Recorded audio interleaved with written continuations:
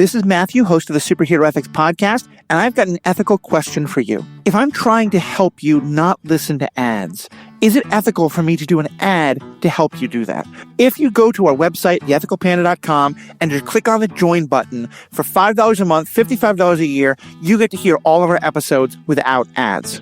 Was I ethical in doing this? Let me know.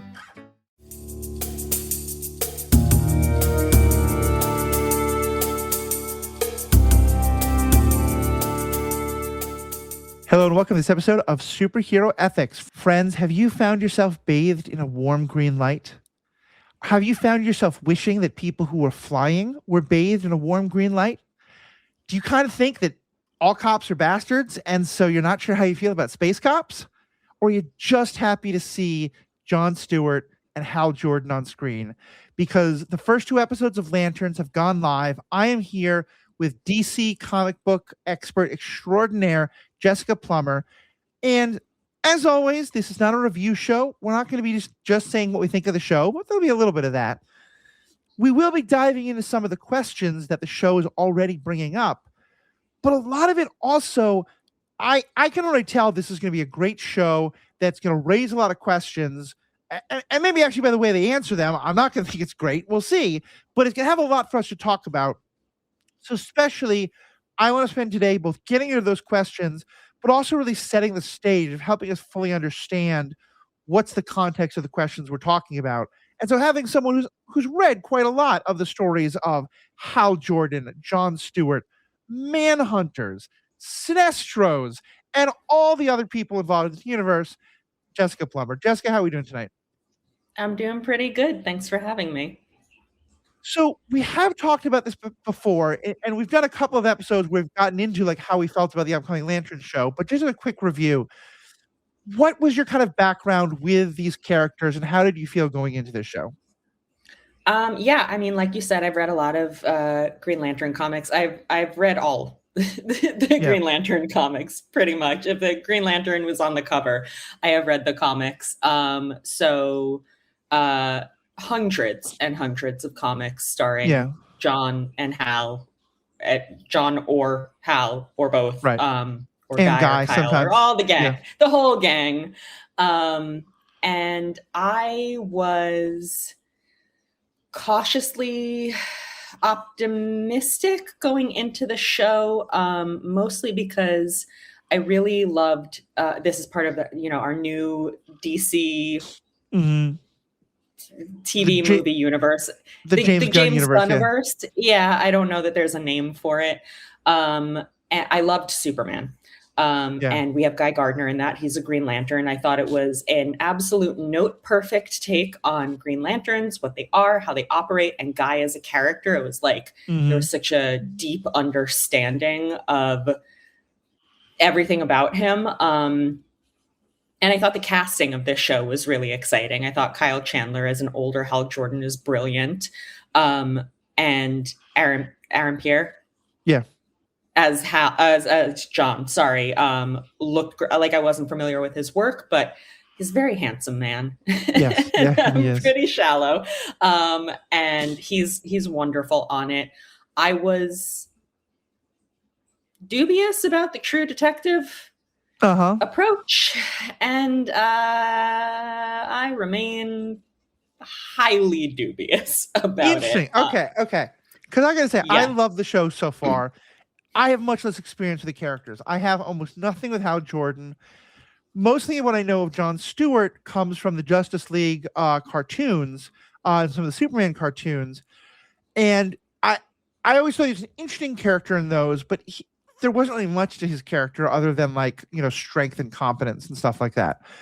I have been greatly enjoying this show so far, but I'll admit, that is very little to you could make it a red power instead of a Green Lantern, and I'd probably be enjoying it just as much. Talk to me about sort of how you're feeling about this as a Green Lantern show. Well, and that's exactly it. I don't think it's a bad show. I think it is, I'm going to say it, a bad Green Lantern show.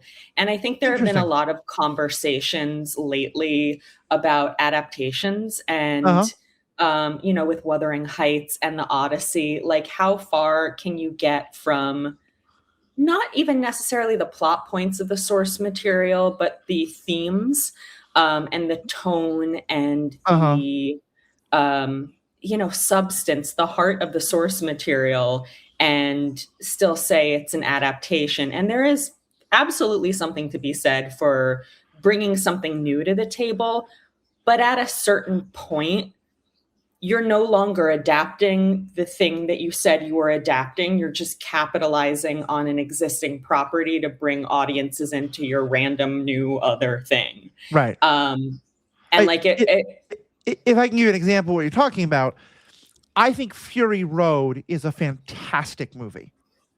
I think Mad Max Fury Road is a horrible Mad Max movie. And as far as I understand it, it was written to some extent to be I want to do a different take on Australian future dystopia. And the producers were like, okay, but you're known for Mad Max. Can we kind of stick the Mad Max name on it and make this character Mad Max? And that's what happened. And it feels like, to your mind, that's kind of where this is. Like, if it was just two totally new characters doing this kind of thing in the DC universe, you'd like it a lot more than calling it a Green Lantern show. It's not even the characterization so much. I mean, I don't think this is a great Hal or a great John. They're perfectly fine characters as they are, but like as adaptations of the character, it's really that Green Lantern is about a guy with a ring that can do anything from outer space who hangs out with aliens. Like, it is a colorful and imaginative property. Like, that's the whole point of Green Lantern. The ring can do anything you can imagine, and it's full of weirdness. And I don't necessarily mean like the stories have to be in space. Many hundreds of Green Lantern comics take place on Earth. But I was like, can we not afford constructs? Like, there's a moment very early on in the first episode where it's when Hal is driving the car and he jumps out of it and tells John to save himself with the ring. And the car goes over a cliff. And a few minutes later, John catches up with Hal, and Hal says, "What did you make to save yourself?" And John says, "Bubble wrap." And I thought, wow, that sounds funny and fun. I would have liked to see that. Unfortunately, it reminded me of, I don't know if you've ever seen Kevin Smith's stand-up bit where he talks about when he was asked to write a Superman screenplay in the 90s for the movie that was going to star Nick Cage. And it's very funny if you haven't seen it, but he says he was talking to the producer, and the producer says, "I don't want him to have the costume. The costume's stupid." And Kevin Smith is like, "You don't want Superman to wear the Superman costume?" And the producer says, "No." And then he says, "And I don't want him to fly. Flying is stupid." And Kevin Smith is like, "You want me to write a Superman movie where he doesn't wear the costume and he doesn't fly?" And the producer says, "Yeah." And that movie never got made. And I think there are reasons. Yeah. It's like, you can have different takes on Superman, but if you don't, there are certain things that if you don't want to do them, I don't think you want to write a Superman movie. And this show, while being interesting, felt like it was made by people who had absolutely zero interest in Green Lantern as a concept and were kind of embarrassed by it and thought it was stupid. Like, there's the bit where somebody asked Hal why he doesn't wear the costume, and he basically says the costume's stupid. And it's like, am I watching the first X-Men movie with Cyclops making fun of yellow spandex? Like, I thought we were past that. No, I think that's totally fair. And I think this gets into like one of the interesting ethical questions that I really care about of, what are adaptations? Like, what do you need to do when doing an adaptation, and who is it for? Because I'll be honest, for me, when I heard the bubble wrap thing, I thought that moment was hilarious. And my immediate thought was, thank God they didn't show it, because it would have felt so cheesy. And I was so happy they didn't. But I did feel like, but I want to see something. And so when I saw the $20 bill, and when I saw the bottle opener, and I loved those, because those are pure green constructs. And then when I saw him, light the cigarette of the lady he had just had this, little foray with in his truck, who of course turns out to be an important character. I loved all that. And to me, that was as you say, kind of, I think one of the hardest things with adaptations is figuring out, or this isn't what you were saying necessarily, but like, I think one of the hardest things with adaptations is to say, what are stories or story beats that work in one particular medium and at one particular time that are hard to translate. And like, for as an example, for me, I often think about V for Vendetta and Watchmen as two comics that both faced a similar problem and handled them very differently. And for both of them, they were both originally told against the background of the Cold War and that era. And they had to sort of say, we wrote this at a time when everyone thought the Cold War might never end or might end in nuclear hellfire. And now we have to tell it for an audience that knows that's not true. And V for Vendetta said, so we will modernize the story and we will tell it in a new and different way. Whereas Watchmen said, we're going to ask you to imagine that nuclear war between the US and the USSR is very real, even though all of us who lived through it know that it wasn't. I mean, of course, the threat of it was very real, but like, and all that's to say that I have always been a big believer in it is okay to modernize something in a way to say, like, we can tell it in a different kind of a way. And we actually got into this discussion a lot with my friend Adam Kamisis on the Odyssey show, on the Odyssey episode we did quite recently. But all is to say, like, I guess to me, I have no problem with saying, we are in a very, I don't want to say dark and gritty because the show doesn't feel dark and gritty to me, but I guess what you're describing sounds a little cheesy or a little campy, and I don't think that's bad, and I think there's a time and place for it. But I think the idea of saying, can we take elements of Green Lantern but take that away, I'm all in for. I mean, look, I think there is a balance that you want to hit between being faithful and changing things up. And I think Green Lantern is actually a fascinating example of that, because we did have a rigidly faithful adaptation in the 2011 movie, and it was unwatchable. Right. And I remember sitting in the theater the minute it started, and we get this massive info dump about like all the different Lantern Corps and how colors are emotions and whatever. I was like, oh, I'm in for a bad 2 hours. And I was right. So I think you do have to reinterpret, but I think at a certain point, like, there are things that are inherent to a property. And I don't think, you keep saying modernize. There are Green Lantern comics coming out every single month.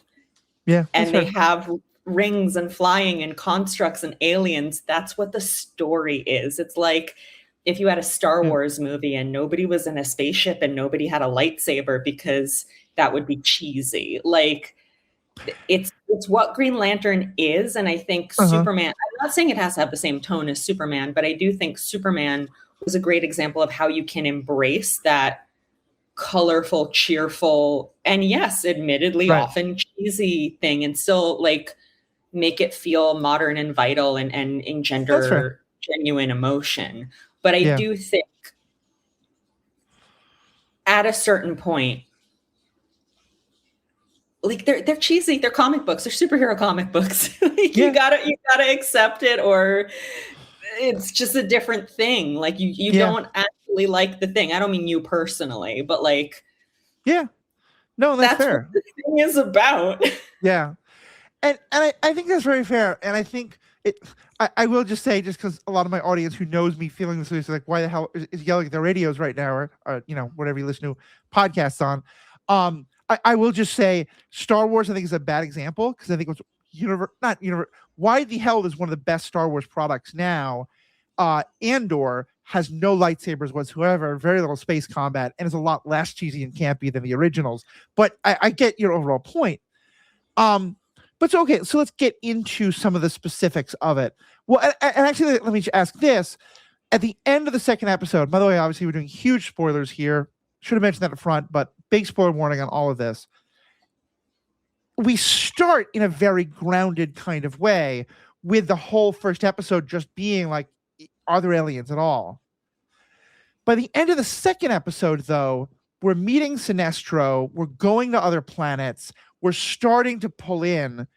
Do you have hope that it might be that they're kind of like giving an on-ramp of that for people like me, but that we're going to carry into a lot more of the wacky zany, or does it the tone of it just feels so off? I don't think it's ever going to get wacky zany. I don't, Okay. and I don't think it should. I think that would be sort of a betrayal of what the show has already put forward. I was like, you know, when John made the bird and the bird is there the whole episode, I was like, oh, thank God. I don't actually understand how the bird stays functional when he gets knocked out twice and Hal says don't lose your concentration or the bird will go away, but okay, whatever. Anyone who's played D&D knows he did not continue to succeed in his concentration checks, but no, absolutely not. But fine, okay, like we have, you know, it was also like one of my this is nitpicky, but one of my things that I watch for in adaptations is, are there Easter eggs? Are they name dropping stuff, or are they ashamed of their source material? Christopher Nolan, for example, is ashamed of his source material in those movies. He goes out of his way to not name drop the things that would be obvious name drops. Like I've complained about this on this show before, I'm pretty sure. But there's, I think it's in The Dark Knight. There's like a car chase and a circus truck goes by. And it's not Haley's Circus, which is the circus that Dick Grayson grew up in, but it's a different circus with an H. And I was like, now you're just bullying your audience. Right. And so the whole first episode, I was like, who is this William Macon guy? Who are these people? Where's Rushville? And like, maybe it's a real deep cut, but I was not familiar with, like, from what I could tell, the only things that were comics references were the existence of Hal and John and the Guardians, and a weirdly accurate backstory for Hal, but not John, or comics faithful backstory for Hal, random weird one for John. But the second episode, it felt like they kind of started to warm up, and they were like, all right, Manhunters, and I think they mentioned Abin Sur in the first episode, but Abin Sur, and Hal goes to what I assume is Oa, and we see the science sheriff cells. Comes from Gotham. The sheriff comes from Gotham, and I was like, okay, like I feel like I'm willing to walk with you a little bit here. I would be shocked if I come away from this like, wow, I love that show, but I'm like, all right, you're willing to play in the space a little bit. Yeah. And I'm willing to meet you where you are, because like I said, I don't think it's a bad show. I think it's telling an interesting story. I just think it's a bad Green Lantern show. Right. That makes sense. And certainly I know we've talked about how, or there's a lot of conversation about right now, Jon Stewart's background being very different. Talk a bit about that, because I'm definitely sort of like, clearly what they're setting up is him as like, you know, this abused kid with this crazy father. Certainly kind of feel like if there's anyone who should be afraid when pointing a gun at their kid, it should be the father. Like, but he apparently is convinced he's got perfect aim. It does come off a little weird to me, because to me, what that feels like a commentary on is parents going to incredible lengths to push their kids into being athletes or theater stars or something like that. Yeah, he's like a stage mom. He's Rose from Gypsy. Yeah, and so to me, it's like, wait a minute, if this is a metaphor for like dads pushing their sons to go play football, Kyle Chandler's a much better football coach. He would like interfere in a minute. But that's what his beef is with John. He's like, I don't appreciate your family's philosophy towards football. Exactly. Football is about heartwarming life lessons. Which does, I will say, the first episode felt a little weird that there were so many football references, and I kind of wondered if that was like, yes, college football and high school football is very big in Nebraska, but that felt a little like, and like teaching the kid how to throw, it was like, okay, Kyle Chandler, Friday Night Lights, we all get the association.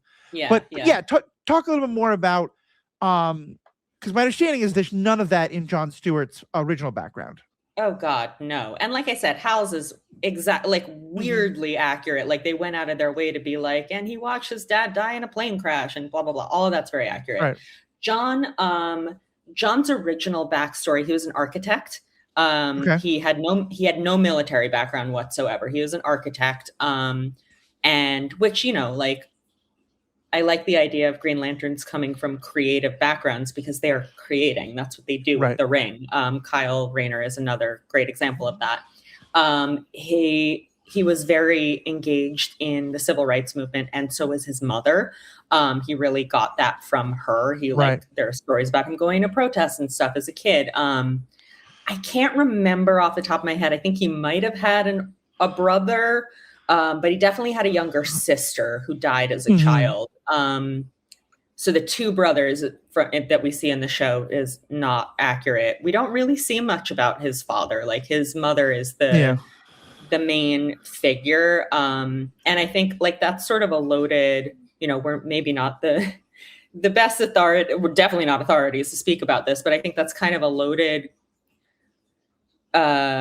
dichotomy when you're talking about a Black character, because on the one hand, we have the comics version where he has this really supportive mother, but the father is not really part of the story, and the absent Black father is very much a stereotype. But on the show, his father is messed up, so not better.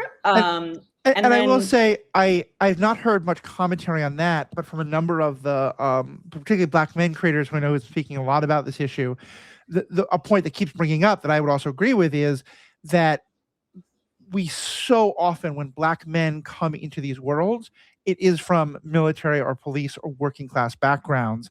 And so folks who are really looking forward to having a Black man who is a professional, like a college educated professional, before becoming a superhero, and not having that, is definitely feeling like a weird, like, why'd you take that away? Right. And I will say that has its origins in the Justice League cartoon. John was given a background of being a former Marine in that cartoon. And the cartoon, like, the showrunner of that cartoon was Dwayne McDuffie, who is a Black man. Not that I'm like, well, he said it was okay, so everybody else should have no problem with it. Like, I also prefer John as an architect. But they've folded that into his comics backstory. So he is both a former Marine and, I mean, he has not architected in many years, but he has an architect degree. I mean, certainly people go to the Marines to pay for school and, like, go on to have professions. Sure. That's certainly all right. It does. It's not a, they don't, the two threads of his backstory don't mesh very well, in the comics. But I mean, Hal also didn't have a military background until the mid 2000s. He was a test pilot for a private company, and then his Air Force, his brief time in the Air Force, got added in. And I don't think it's a coincidence that both of these men got military backgrounds added in shortly after 9/11. Oh, that makes sense. Yeah. So I think that, like, it was like a cultural response. Yeah. Well, and how does he become the Green Lantern? Because certainly a big part of the story is this idea of, where does authority come from? And that, Amin Sur was picked by, Hal was picked by Amin Sur and the Ring, whereas John Stewart is being selected by the Council of Blue Men far off. And the differences of that. How much does that line up with John Stewart's story?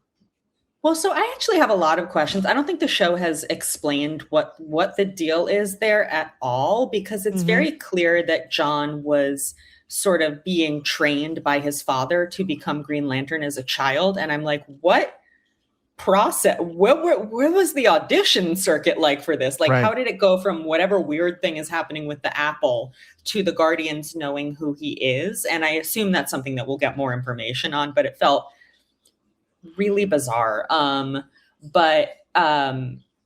the comics, Abin Sur crash lands on Earth. The Ring just looks for someone who's qualified, and it finds Hal and Guy, and Hal is closer. So Hal gets the Ring. In 1971, when the creative team working on Green Lantern wanted to tell a story about racism, they introduced John exactly as he is in the show. He's Hal's trainee in case something happens to him. And it is the Guardians who say, we've chosen this guy. And it's like coming from the same source. Like, the Ring, I don't feel like there's necessarily a difference between being selected by the Ring and being selected by the Guardians, because the Rings are tools created by the Guardians.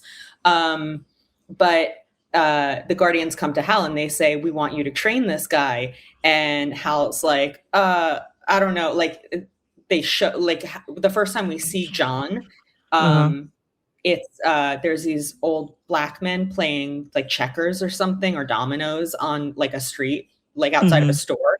And these cops come along and start hassling them. And John steps in and is like, they're not hurting anybody, leave them alone. And he's like, you know, he's sarcastic about it. And Hal's like, I don't want to train him. He's got a chip on his shoulder. And the Guardians say, we're not interested in your petty bigotries, Hal Jordan, which is very funny. Nice. And Hal's like, I'm not racist. My best friend is Inuit, and I've been calling him a slur since 1959. Like, I'm assuming the word Inuit is not used in the particular comic, but yeah. No, it's not. And that's not even what his best friend's name is Tom Kalmaku, and he calls him Pie Face. That's his affectionate nickname. Yep. Yeah. So that's why, the Green Lantern team was like, we gotta fix some stuff here. But yeah, it's not nearly as adversarial in the comic as it is in the show. Hal is like shockingly hostile in the show. But it is a very similar, like, here's the guy and you're training him, but it's just in case. Right. And let's use that to start getting into the relationship between the two of them, because I think that's one of those interesting things is, it's interesting you talk about Hal being hostile towards John, because I didn't read it as him being particularly hostile towards John himself as much as he's just kind of an asshole to everybody. He's an incredibly charming asshole, but like he feels to me like the person who genuinely thinks he's doing a good job by John because of John's getting to learn from his epic, wonderful wisdom and all of this kind of stuff. And just the way he deals with other authorities, like the complete contempt he has for the sheriff and what she wants until he finally realizes she knows what she's doing. The willingness to get yourself arrested to talk to the alien because you're assuming the judge will just be like, oh no, you're Hal Jordan, go ahead. Like, he's an incredibly charming anti-hero, but he feels very much like an anti-hero in this, like very much like the Punisher in some ways. Not any of the motivations, but just in that kind of way of relating to the world. Is that Hal Jordan in any way, or is that very off from Hal Jordan? No, it feels like if you took Hal Jordan and then you took one part of his personality and you cranked it up to 11 and you kind of ignored everything else. Like, it's not so wildly off base. I'm not like, this is like, if we had a Superman like this, I'd be like, that's not Clark Kent. Right. Hal is a character who really loves being in some kind of hierarchy. Like, he feels safe and comfortable in it, while also having a massive problem with authority, which is not a good combination. And yes, he like chafes under authority. He is not a good employee. He can definitely be obnoxious, but there's an anger to his interactions with John that I don't think, like, I agree with you. He's a douche to everybody, but there's moments when his anger flares up and he's clearly angry that he is being replaced. And he's like, you'll never replace me. That's not going to happen. Like, dude, you're gonna die someday. Like, that was really very much what I was responding to. Like, he's really very angry at John. Not all the time, but there are these flare-ups where he's really pointedly nasty to him. Yeah, and that's fair. I think in that, like, I think he thinks that it seems to me that he's like, I'm going to give the hardest possible training. And if John decides to quit because I'm too hard on him, I would not be sad about that in the slightest. But in his mind, probably it's well, this guy needs to go through this or else he's not good enough. But yeah, it's very much that I am setting an impossible standard because I just don't think anyone can meet my standard because I don't want to be replaced. Well, and it's also very interesting that they brought Sinestro in because guess who trained Hal? Sinestro. Yeah. So maybe he's either echoing the dynamic that he had during his training or responding to it in some way, which we won't know until we see that relationship play out further. But like, that that would be an interesting thing to explore as like two Right. extensions in opposite directions of that dynamic. If in fact Sinestro trained Hal in this version of events, which we don't know. And certainly in this version of events, the fact that he put on the suit to go see Sinestro, I feel like there's 5 different ways it could be significant, but it certainly feels very significant in ways that will be interesting to see how they explore. Yeah. Well, this question of authority and how he relates to both the authority of like the organization that he works for, but also like how he relates to human law enforcement and justice system and stuff. There's obviously a lot to unpack there. And so let's get into that. And because to me, one of the overall frameworks of all of this is we're telling a story where our heroes are cops. And that is something that for the most part, a lot of media that's not by the guy who I forget his name, but like makes Yellowstone and Landsman and a lot of like pretty conservative coded stuff. Like we don't have many cops as heroes these days. In part, I think understandably, because there's a large part of the viewing audience, myself included, who have very negative feelings about police, given everything of the last 10, 15, 20, 100 years, 500 years. And, you know, the like, you and I did an episode about is Cyclops a cop? And is that therefore like it? And, you know, I was inherently bringing a, like, that would be bad because we live in an ACAB world. And I think you and I had a conversation about how, when we were talking about this as a possibility, that, you know, the so much of the police being bad in our world is very much tied to our world, and the idea that there could be a law enforcement global galactic institution that is not necessarily ACAB. How are you seeing the way that they're portraying them as space cops, and in particular how they're relating to, like, in many ways, to me, the most sympathetic and I think the character we have the most rooting for right now is the actual human law enforcement, the sheriff. Oh, 100%. How are you viewing all that? Yeah, I mean, I feel like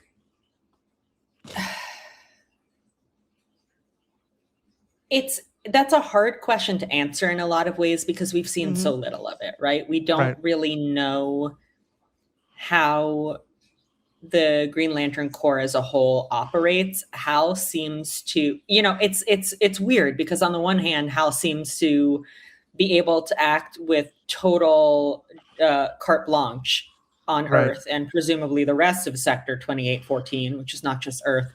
But at the same time, the minute he gets to Rushville, he has this jurisdictional battle with the local law enforcement, which is like, I've never seen that in any superhero comic. And it was interesting. It was a super interesting concept to bring in, that Green Lanterns might only have jurisdiction over matters relating to aliens, and which is really the point of a Green Lantern, but I'm fine with that particular change. Yeah.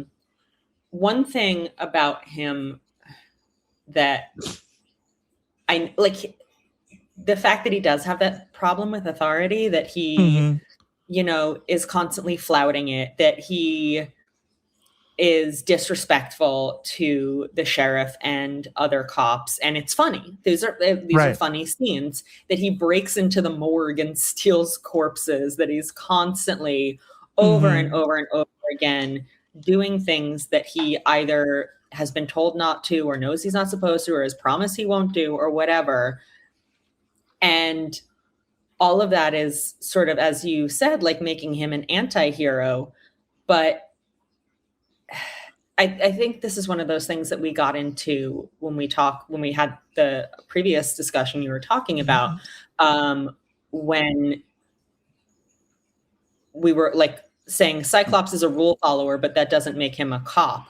I am far more concerned about a cop and the inherent propaganda in a character who is a cop, who does whatever he wants because he's decided it's the right thing to do, than one who does things by the book. Like, it's supposed to make us like him more because he's not being a stick in the mud and he's breaking the rules. But that's bad. The rules are what keep us safe from cops. Like, that's bad. It's funny. I think it's one place where like you are close to my generation. I think we're separated by about a decade or so. Do you remember the Lethal Weapon movies? Yeah. Those I think were like the best example. One. But Die Hard, Eddie Murphy in Beverly Hills Cop, like there was this in the 80s and 90s, a lot of our heroes were cops, but who weren't, the bad guy was always the lieutenant who wanted them to get the warrant first, and they were always like, warrant, schwarrant, like, can't beat up a witness to get the information. I'm willing to break. I mean, Dirty Harry, like, is literally the living embodiment of I'm going to be an abusive cop because we have to get the criminals. And like they're keeping the cop, they're not wearing a badge, they're not arresting people. And the fact that he literally was right about the alien, I think, is going against it. But yeah, I am very nervous about exactly what you're talking about, that we're kind of heroizing this guy who's a cop who doesn't follow the rules, who does think I can just do what I want, to hell with everyone else. And that is what makes him heroic. Right. I do have to stand up for my boy John McClane, though. In Die Hard, he is trying so hard to contact the cops and do things correctly. He is not trying to break the rules. He's just the only one there, and he cannot get the word out. Not saying it's not propaganda, but no, you're right. He's not a renegade. John, Bruce Willis plays cops who are like, I think Last Action Hero and other things like that are probably much better examples of him being a rogue cop. You're right. And John I can't vouch. The further along the series gets, the worse he is in that department. Die Hard 5 is horrible on that. Yeah. In that department. But the first one, he's trying. Yeah. Yeah. It's still propaganda. I mean, there's that whole arc about like was Reginald Bell Johnson, the other cop, who's like, my trauma is that I accidentally shot a kid and I have to get over it so I can shoot more people. Yeah. Yeah. And like, no, retire. Have you seen Beverly Hills Cop? Mm-mm. One of the funniest movies I've ever seen, and Eddie Murphy is hilarious in it. It's a great movie. But the whole point of it is that you need a street cop from Detroit, because the Beverly Hills cops do things like respect civil rights and warrants. And like, it's so ridiculous. But anyway, taking it back to this, I am very interested in how that's going to play out, because I did think, like, I thought the whole idea of trapping a guy into figuring out that they're an alien with the, Barack Hussein Obama, you're from rural Nebraska and you have no reaction, like, brilliant television. Mm-hmm. But I kind of wanted him to be wrong, because it was the like, oh, well, that is why we have to let him do it, because the sheriff didn't realize he was an alien when he really was. Yeah. Well, and they're kind of having their cake and eating it too, because she always knows every single time. Hal's like, I figured out with my renegade ways, blah, blah, blah. Mm-hmm. And he starts to say it and she's like, the metal detectors are actually alien detectors. And he's like, oh, you knew the whole time? And she's like, yeah. And that happens like 5 times over the course of both episodes. So it's like the cop that's played straight and the cop who's the, the maverick who doesn't go by the book are both always right about everything. Right. And what do you think of what they're doing with Jon Stewart? Because like, he comes across as a very much, I am the one who's going to play it by the book, by the rules. He wants Hal to respect the sheriff's jurisdiction and all that. Although there's a moment where he kind of like has a similar moment of like, I'm the only one who could figure this out. I should go warn the sheriff. And the sheriff's like, you idiot, I'm already watching him and now you've spooked him. And then they have him get picked up by a woman in a bar and sleep with her, which I don't think there's anything morally wrong with by any means. Neither one of them seems intoxicated. 2 consenting adults have fun. But it is played as though, it feels to me like it was played in a way to be like, don't worry, he's not too straight-laced either. What did you think of how that was being shown? Yeah, I don't disagree. I think that was probably in part thrown in there to kind of humanize him. So he's not just like... Mm-hmm. boring Mr. Rule follower who doesn't know what's going on. And like to make him look cool. I'm very curious where that's going and like Mm-hmm. what her whole deal is, and if this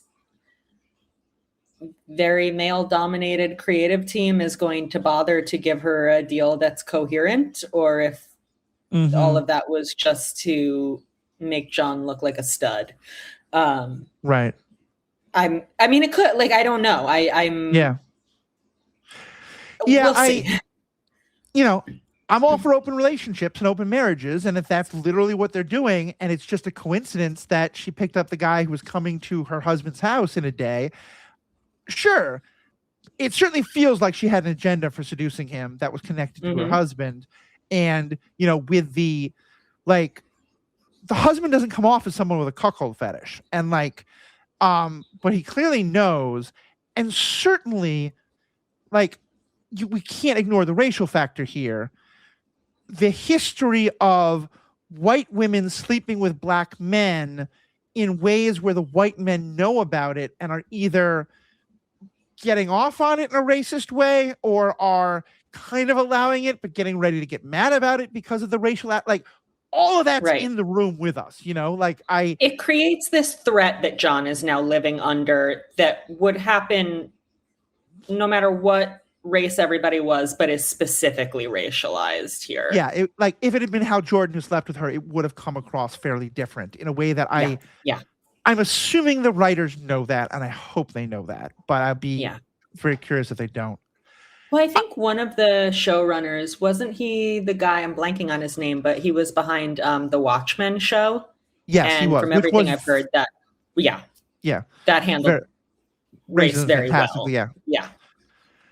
I also did think, and again, coming at this from the ethics standpoint, to me, it seemed like one of the things that we set up pretty early is what does it mean to properly use the literal unlimited power of this ring? I mean, it's limited by the battery of it and all that, but you can do almost anything. And there's this moment where, I mean, it's a couple of dollars worth of quarters. It's not a huge deal. But Hal Jordan is literally robbing from the bar, using fake money to activate it. That's not cool. And when John challenges him on it, though, there is this moment of Hal saying, no, you have to know that the being able to use the ring for the right purposes and not your own personal purposes, as he says, is the whole ball game. He's kind of saying, I have to believe that you won't use it for the wrong purposes before I will let you have this ring.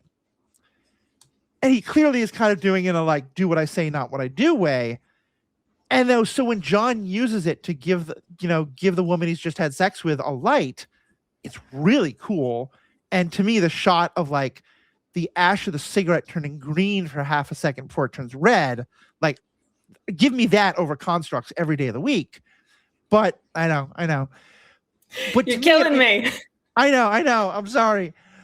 But it also felt to me like that was meant to to me, John was doing that a little bit as an FU to Hal. A little bit of you know what? I do have the ring right now, and I am going to have a little bit of fun with it. What was kind of your take on that whole dynamic, and how much is that dynamic a part of the original stories? I mean, yeah, I think that's absolutely if nothing else, that is a moment where John is who knows if he's directly thinking about Hal, but that's a moment where he is feeling good about himself. And he's I'm the man and I'm going to use the ring. And I'm so look what a badass I am. Yeah. I will note that the jukebox bit is interesting because they set it up like Hal is doing this very childish and selfish thing, but technically he's doing it to provoke a bar fight. So he was actually using it for work, but he's also he does everything. It's it's Hal's MO, which is I'm going to be a huge asshole to everyone. And it turns out there was a method to my madness, but I didn't have to be an asshole about it. Right. But I did. Well, right. Because to me, playing the song 5 times to start a fight is being an asshole for a reason. Not using your own money and using literal counterfeit money in the jukebox is more the part that I'm thinking of as all he's doing there is saving himself a couple bucks. But can he expense those couple bucks? like there's a question that's raised in the, I mean, it's $2 right. or whatever, but I know there's the question that's raised in the second episode where John says, how much do Green Lanterns get paid? And Hal, I don't remember what Hal says, not enough, I think, but it's like, I don't think what does he get? What is he getting paid in? I mean, I'm very curious about that because like the implication I get is that they have a fairly good expense account because, you know, him buying a ticket from Coast City to, I don't think Rushville, Nebraska has a very active airport. You know, or he has to buy a same day flight ticket, which is not cheap, and rent a car, which is not cheap. So to me, it felt like there's enough of an expense account that you can pay for your own damn jukebox songs. But yes, who knows? Yeah, absolutely. Yeah, in terms of that being a dynamic, so in the comics, that, you know, when John is first introduced in 1971, it's for a single issue. He's not meant to be there as a regular member of the cast. And then they bring him back in the late 70s as a recurring member. And there's a period in late 70s, early 80s, I don't remember exactly when John steps down so that he can like live a normal human life. Or it's not John, sorry, Hal steps down and John becomes Green Lantern. And Hal feels a lot of ways about it. And he's really mad that the guy he trained and was told would be his successor has become his successor because he's not doing the job anymore. And he's a huge baby about it. And there is a certain amount of tension between them because of that. And like similar to the show, like John doesn't start it. Like Hal is a dick to John because of the consequences of his own actions that he knew very clearly were going to be the consequences of his own actions. And so John doesn't put up with it. But that sort of like, I'm sneaking around and getting my own back at the boss is not really a dynamic they have because Hal's only John's boss for a solitary issue. And these days they're very, very close friends. Okay, that makes sense. Yeah, certainly in this universe, and granted, in 2016, my impression is that Guy Gardner has not yet shown up because they keep talking about Hal as the only Green Lantern. And that like I do get the impression that other superheroes are starting to kind of filter in. Because you said like it seems like Hal has for most of his career been able to assume that he could get away with anything. In this Nebraska town, you know, they specifically say we're trying to make an example. Like it feels like this is a moment of the judge being the point of a spear of human world starting to be like, you know, actually maybe we shouldn't let these superpowered people walk all over us. And we know it's interesting. Hal appears to be, or Hal meeting Abin Sur is first contact in this universe, or at least as far as I think most people know about. Right. And we know that the Superman movie established that he had only been active for 3 years. And this is all being, and granted, that was, I think what that tells us is that Superman shows up around like 2020, 2021. This is in 2016. So I forget exactly what year did that Superman movie come out? 23, 24? It was last year. So he would have started in 2022. So the 6 years ago, and then the scene at the end of the first episode, that's present day, that's 2026. Okay, so I assume, like, we know that Nathan Fillion is going to be in the show. I agree with you. I assume that when we see him, it will be in the present day interacting with John, not interacting with Hal, which is a shame because that version of Hal or I mean we might see his origin, we might see Guy show up. You know, either way, though, it feels like Guy is the one of the three who's the most likely to be like, you know what? I'm out of money. I'll just, you know, Green Lantern some money to do this kind of thing. 10,000%. Okay, so I think that gives us a good kind of framework for a lot of the questions. We started to get into some of the questions that I think are going to come up with the rest of the season. The last big one I have is, and again, I'm coming at it, I am like I feel like in terms of dirty casuals, you really have kind of three levels. You have the people who have just seen the movies, and I think there's nothing wrong with that. I want to be very clear. I think there's also people who have seen a lot of the TV show stuff and who may have grew up with Batman the Animated Series and that gone into Justice League or Superman or stuff like that. Well, and there was a Green Lantern cartoon. Yeah, there's Green Lantern cartoon, and there's also been like Teen Titans and stuff like that, and Young Justice and all that. And in a lot of those worlds, at least, I think when people hear Manhunter, what certainly for me, what I think of, and I think of for a lot of other people, we think of as J'onn J'onzz, where I knew he was referred to as the Martian Manhunter, but I never really understood. It was just like, well, does he like the Manhunter part never mattered. But certainly he seems like a hero, not a villain. Here we're talking about him in very negative terms. What's going on there? No, totally different character. Characters. So there's DC uses Manhunter.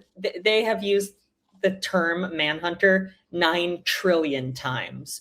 Although I didn't even consider that they might be using J'onn here, but that would be some really awful character assassination. But no, there is, as you've mentioned, J'onn J'onzz, the Martian Manhunter. He is the last survivor of Mars. He is a hero. He's always been a hero. Right. Then there are various vigilantes who have used the code name Manhunter. And some of them have had powers or special gear, and some of them haven't. They're more Batman-y. Right.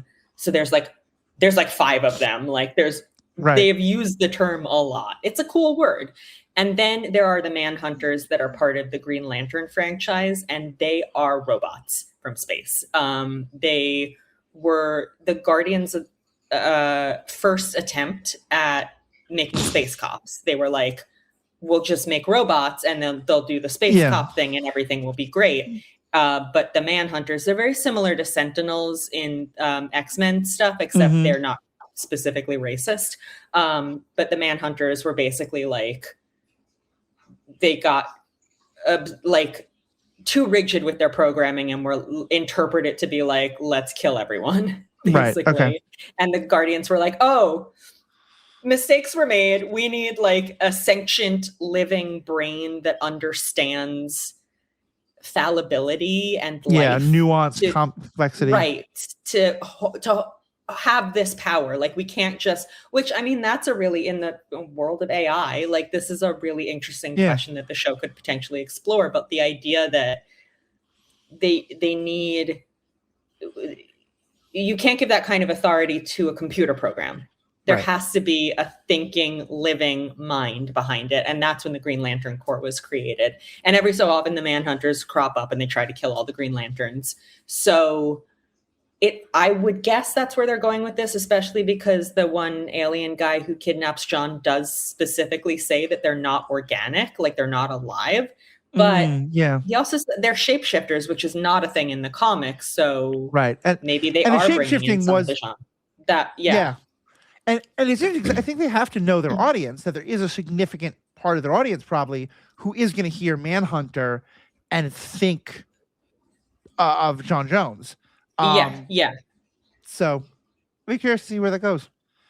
Yeah, I mean, I hope they don't go in that direction because I love J'onn and he doesn't deserve this. Yeah, but I think it's very true. I think it's very true. I think, honestly, my bet would be that's not why they did it. They did it so they can just have a guy in a Carhartt jacket as their villain, like every other person on this show. And they don't have to be like, here is a goofy looking robot, because that would not be a tonal fit. They want to have just like a nondescript looking dude as their villain. It was interesting to me that, Hal talked about this pink and blue guy with blue goo for blood, but we didn't see it. Yeah, it would have been cool to see that. And, bubble wrap and making giant fists to punch things. And I mean, it's funny because we did literally get that in the Superman movie. Yeah, I mean, and that's like I said, like I think that was a note perfect take on Guy Gardner and on Green Lantern. Green Right. Lantern as a franchise, like you can absolutely do grounded, quote unquote, realistic stuff in the DC universe. Obviously, Batman is much further along that spectrum than Superman. But you like something like I think a True Detective movie with Batman, or a show or whatever duo with like Batman and John Constantine would be amazing and hilarious, and I would watch every episode. Green Lantern as a franchise is much more aligned. I would say like Green Lantern, Flash, Superman are all in that like cartoony space, and then you have like your Batman and your Green Arrow is further in this direction, and so yeah, I think that Superman is a better Green Lantern adaptation than this TV show. Yeah. Well, it's interesting too, because have you seen Creature Commandos, the TV show? No, I haven't. That is dark, but very, I mean, it's very wacky, very zany. It feels a lot like, honestly, it feels a lot like The Crow in terms of like, it is like dark and gothy, but really over the top. Like, part of why like the new Crow movie was so terrible, and there's an episode of this on the podcast, but the first one was a comic book movie. It was ridiculous. It was so over the top. And Creature Commandos is very much like that. So like James Gunn is in no way ashamed of the comic book material. So I am now going to be very curious as to why this is the particular direction they're going. And because like I said, I love it, but it does sound like it is pretty far from what Green Lantern is supposed to be. Well, and it's going to be interesting and potentially bizarre to see Nathan Fillion in this show, because like I like,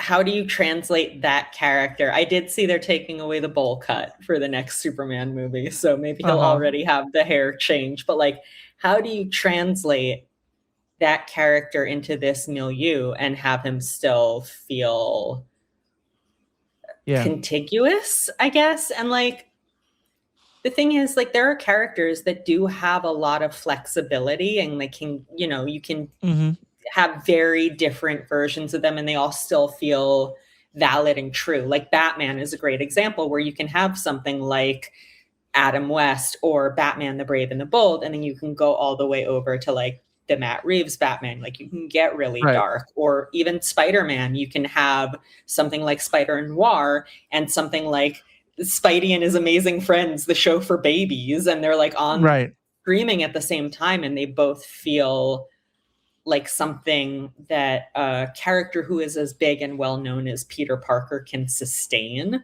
But I don't think Green Lantern is there, and